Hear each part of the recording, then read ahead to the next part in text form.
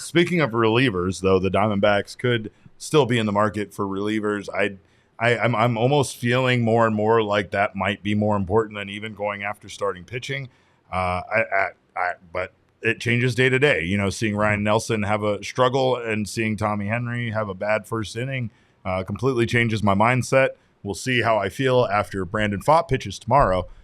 But the Diamondbacks still definitely could bring in some relief pitching from these teams that, again, wouldn't cost very much and could potentially give them some stability late in games that they haven't had lately. One of those names is Detroit Tigers right-handed pitcher Alex Lange. Is it Lange or Lang? Just Lange. I believe it's just Lang. I was talking to this guy. Not German. When the last name is too obvious, they don't even give you a pronunciation on the old baseballreference.com. But anyway, Lang is from the Detroit Tigers. Again, another team that is going to be having a fire sale similar to what we're seeing with the White Sox. And he has not been terrible as a closer for the Tigers team this year. He actually has a pretty decent ERA. Let's take a look at his stats so far this season. Yeah, 3.89 ERA, a 1.3 WHIP. Not fantastic for a closer, but decent. He's thrown 41 and 2/3 innings out of the Tigers bullpen this year. 11.4 Ks per nine. Swing and miss is definitely there. The walks are there as well. 6 walks per nine. That's pretty high for a back end reliever. But he does have 17 saves this year. Alex Lange is 17 for 20 in save opportunities for the Tigers. That's 85%. That is significantly higher than the Diamondbacks save percentage this year, which I believe is right around 70. So yeah, he's a clear upgrade. And if we look at the pros and cons of bringing in a guy like Lange, before we do that, Jesse, I want to just notice Alex Lange.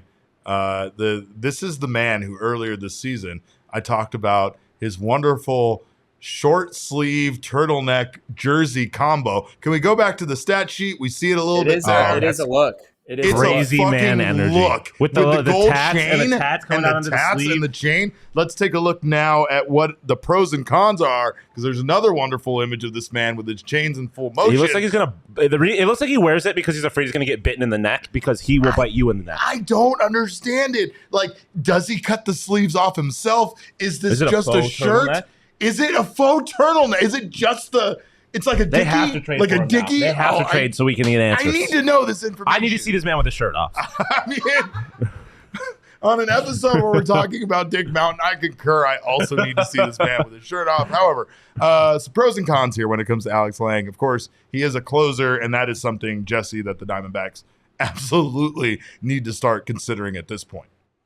Yeah, that's the biggest thing here is he does have closing experience. He's only stepped into that role full time this season, so it is a newer thing for him. He's not a David Bednar. He hasn't been doing this. Oh, I guess David Bednar kind of stepped into that role last season for the Pirates. He has a longer track record of being an elite reliever, though. The big thing with Alex Lange on the pro side, though, is he's under control through 2027. So you're talking about having a closer, a legitimate closer for 4 seasons after this one. So 4.5 years of control altogether.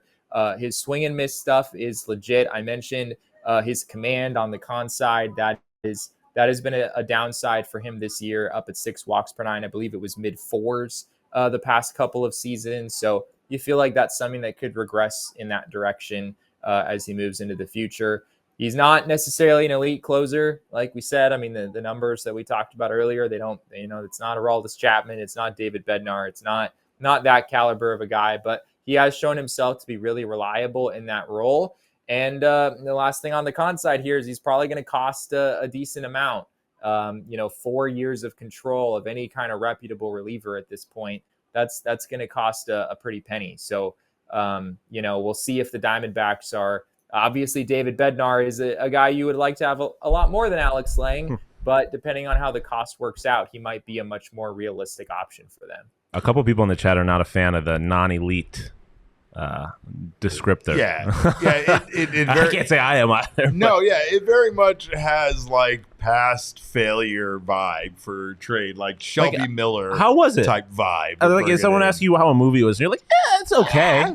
I wouldn't say it was elite, but it was all right. Like that is exactly Am I how. gonna be spending money That's on how that movie? Gerald responded to me. Spoiler alert about Secret Invasion, and I knew things weren't going to go good because I hadn't watched the finale yet. And I was like, "How's the finale?" It sounds like a nice person saying something sucks. He said fine. He said it was fine, and I was like, it honestly sounds like how Jesse would say somebody sucks. Yeah, no, it's fine. Well, I can honestly tell you that wasn't the case here. That's fair. That's fair. Alex Lange does not suck. But yeah, I mean, it's like on the con side, what kind of negative descriptor do you give to say that like a guy is genuinely good? Like he is genuinely good, but like he's not that good. Yeah. Like I can't say he's mediocre because that would make him sound worse than he actually is. Just shy of elite. But I guess non-elite was the best thing I could come up with. It's kind of like when we talked about Chafin's numbers before that last outing he had that was pretty bad, right? Like Chafin's numbers were the exact kind of reliever that we would throw the entire farm at to get, it felt like, right? So it's like sometimes you don't really know, but then looking at his numbers that we put up earlier, his numbers don't scream that he's an elite reliever or pitcher of any kind. And I mean, sure, some of the other guys that were elite, like David Bednar that we talked about, did have some things to their peripherals that showed that they had really good defense behind it, and it wasn't maybe all of them. But I mean, at this point, the Diamondbacks really need to consider the kind of player that they're going to get in return for some of these trades. And our proposal here is not going to be a cheap one. We are saying that this is going to cost Alec Thomas to the Detroit Tigers. So nope, I'm done. I'm good. I'm out. No, you're good. You're out. We can move on. Yeah. Sean's out. Jesse, you out? You in? What are you in on this trade? What do you thought? I don't know. I think Gambo, I believe, reported a few days ago that the Tigers were intrigued by Alec Thomas or something like that. I think he's a guy they'd be interested in. I think if you're the D-backs, you probably try to form some sort of a package deal with the Tigers where you get a controllable reliever in Alex Lange. But maybe you get, a short-term starter like an Eduardo Rodriguez, or a Michael Lorenzen in the same deal. I think you'd probably feel better about that if you're trading an asset like Alec Thomas.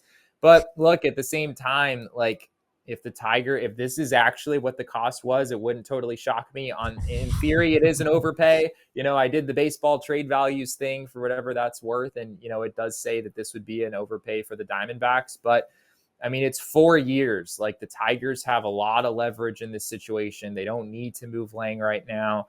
And 4.5 years of a bona fide closer who could get better with time, still on the upswing of his career. It wouldn't shock me if Alec Thomas is what that costs. And frankly, I think Diamondbacks fans might have to be realistic about Alec Thomas and, recognize that as good as he is in center field. And, I think we've seen him take some steps forward offensively this year. The guy hasn't hit left-handed pitching in the majors. He has shown basically no sign of being able to hit left-handed pitching in the majors. And that's really limiting in his long-term profile. If you're as heavy of platoon splits as Alec Thomas does at this point, you have to have a real conversation about whether a guy like that can actually be an everyday player. As of right now, I think he more profiles as a fourth outfielder. And if you view him that way, if the Diamondbacks view him that way, you'd probably trade, 5 or 6 years of a fourth outfielder for 4.5 years of, a bona fide closer who could even improve once he gets over here. So it very much depends on how the Diamondbacks view Alec Thomas. Marcos Valencia asks, isn't Rodriguez controllable in regards to Eduardo Rodriguez? He very much so is. I think he is under contract until the 2026 season. So that's why we're 2026, but he also has an opt-out that he is very likely to take. So I think teams are viewing Eduardo Rodriguez as a rental as well. They should, because barring some sort of catastrophe in the that opt-out is after this season. Yeah. Right. I really like Marcos's we feed families phrase. I'm going to start using that. Says Eduardo Rodriguez and Lange, and we feed families, and yes, we do.